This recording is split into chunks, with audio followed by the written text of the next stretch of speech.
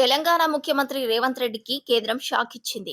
Revanth America పర్యటనకి అనుమతులు నిరాకరిస్తున్నట్లు కేంద్రం స్పష్టం చేసింది.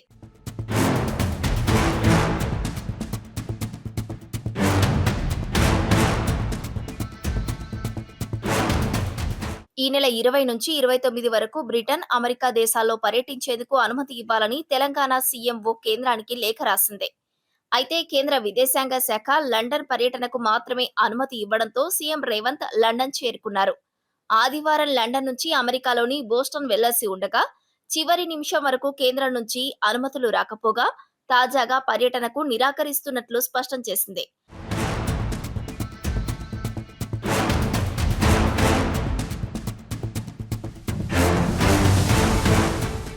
దీంతో రేవంత్ అమెరికా పర్యటన రద్దయింది. లండన్ షెడ్యూల్ ముగించుకొని ఈ నెల 23న ఆయన హైదరాబాద్ తిరిగి రానున్నారు.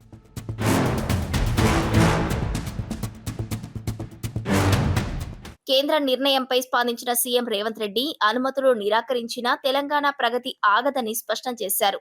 తమ ప్రాధాన్యం రాష్ట్ర శ్రేయస్సేనని, పెట్టుబడులు తేవడమే లక్ష్యమని చెప్పారు.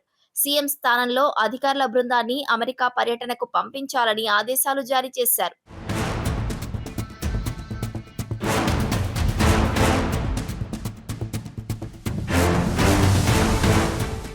సహజంగా దేశంలోని ఏ రాష్ట్ర ముఖ్యమంత్రి అయినా ప్రభుత్వ, ప్రైవేటు కార్యక్రమాల్లో పాల్గొనడం కోసం విదేశాలకు వెళ్లాలంటే కేంద్ర ప్రభుత్వం నుంచి అనుమతులు తీసుకోవాల్సి ఉంటుంది. ప్రధాని, విదేశీ వ్యవహారాలు, ఆర్థిక శాఖలు ఈ మేరకు అనుమతి ఇవ్వాల్సి ఉంటుంది.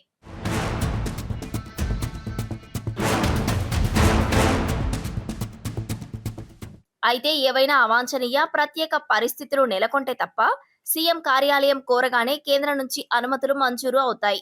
కానీ రేవంత్ రెడ్డి పర్యటనకి అనుమతి నిరాకరించడంపై కాంగ్రెస్ ఎలా రియాక్ట్ అవుతుందో చూడాలి.